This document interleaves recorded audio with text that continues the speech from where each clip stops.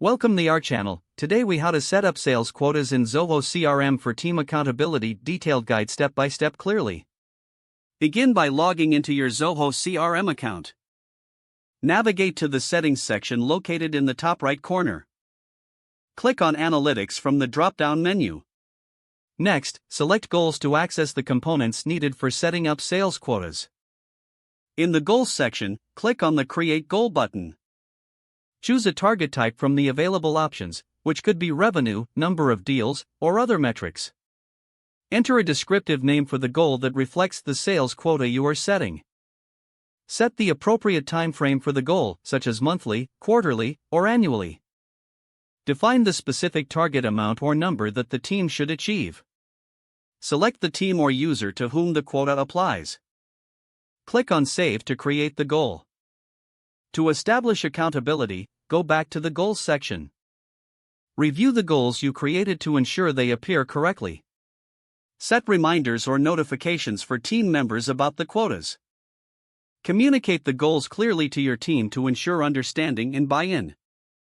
Regularly monitor progress through the dashboard to assess how team members are performing against their quotas. Hold periodic check-ins to provide support and discuss strategies to meet sales objectives. Adjust the quotas as necessary based on performance trends or market conditions. This comprehensive setup will enhance team accountability and drive sales performance. If the page does not load, refresh the browser or try again in a private or incognito window. Make sure you are using the correct email address, then retype it carefully to avoid small typos.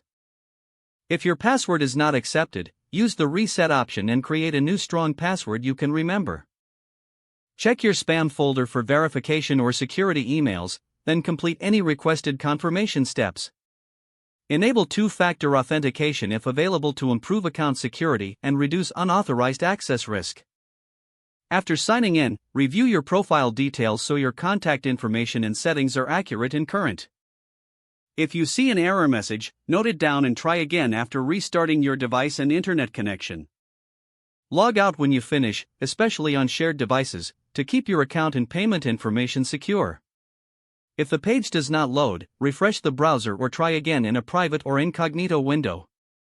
Don't forget to like this video and subscribe to our channel for more step-by-step tech guides.